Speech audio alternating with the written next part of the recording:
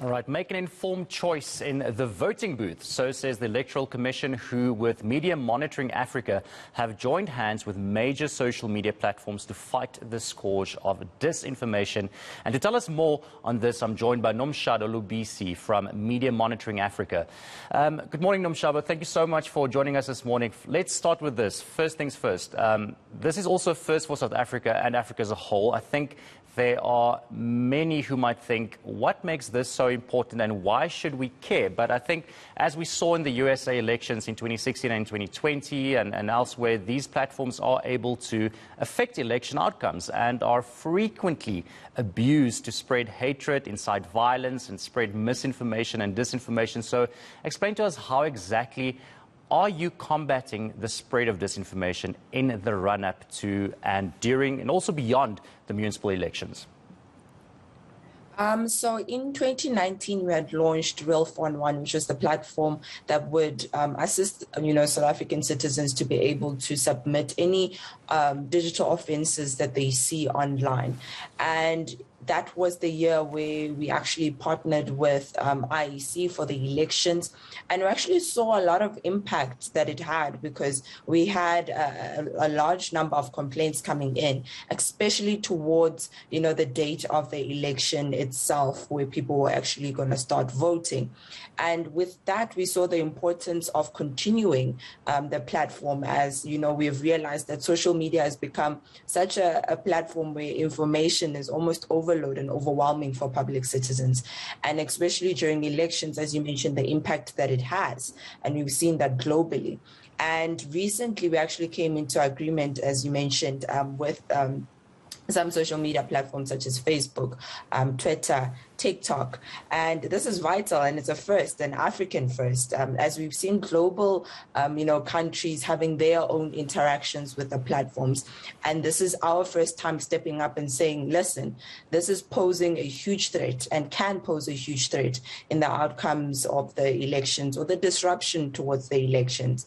And how can we come together to work towards ensuring that we are combating this and we are fast at the reaction part of it?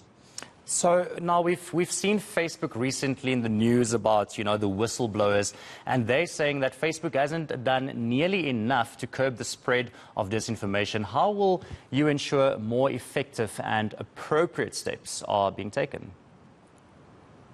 So what's great about this is that the informed part of it would come from Real 411 and IEC.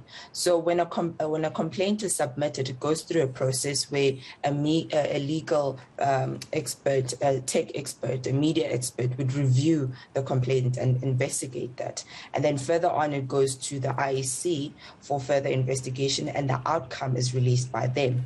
Now, if we see that obviously this is taking place on Twitter or on Facebook, we then, the IEC would refer it to the specific platform for a faster takedown, or whichever remedy would suit best for that complaint or for that narrative that is being pushed around online.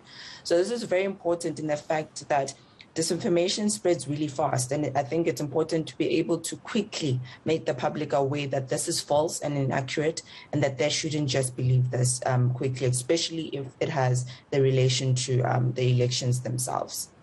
Now, these social media platforms, they all have different ways of what they consider to be misinformation and disinformation. And not only are these views all different, but they also don't really speak to South African laws or our constitution or our democracy, to say that. But this must surely be a big challenge for you.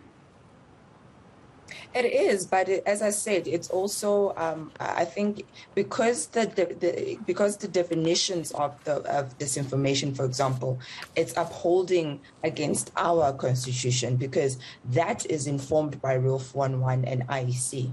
So what we are coming together to say with the platforms is we need help to get a faster reaction to these complaints. And we already given them the full investigation behind whatever complaint that it is. So as obviously aware, each country does have its own definitions, especially when you're looking at hate speech or incitement. We're all kind of coming in different angles. But this is providing a platform for South Africa to come with its own definitions and with its own constitution to say that this is what we uphold and stand for in the country.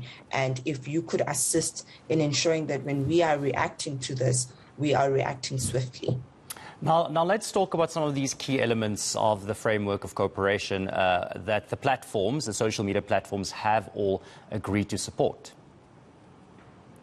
So one of the first things that I think I should highlight is that we have a huge gap in digital literacy, I think, and especially in the understanding of what it looks like. And they have come forward to say that they will be offering training to ensure that that element is dealt with.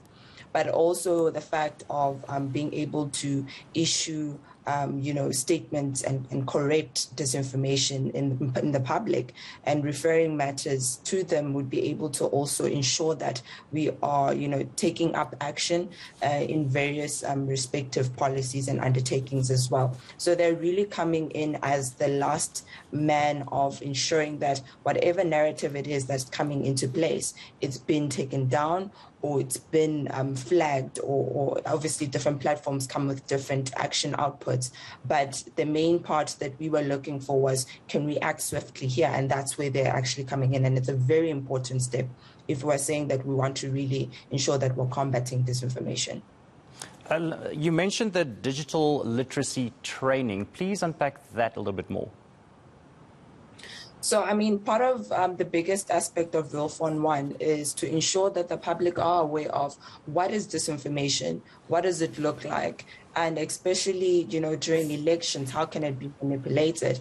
So the platforms, have, for example, taken upon themselves, and I think I forgot to actually also mention this point as well, is that they have appointed certain people within their platforms during elections to ensure that whenever referrals are obviously given by the commission, that they can take action upon that.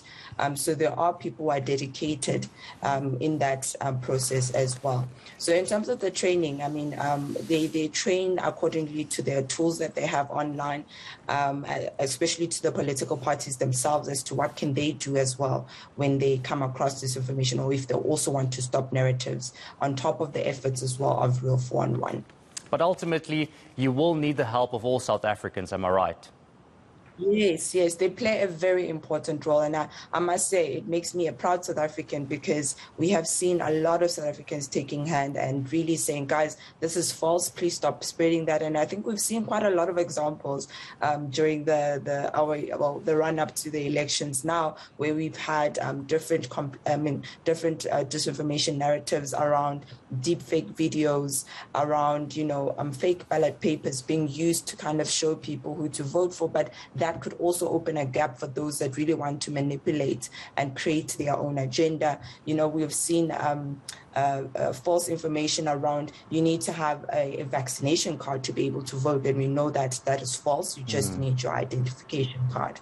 So there's been a lot of narratives that we're able to act upon quickly, and it wouldn't be possible if it wasn't for the public themselves.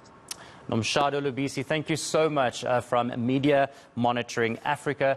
Thank you so much for spreading that real news, not fake news, with us, and something that we definitely need to know before heading to the polls and also during the whole election process.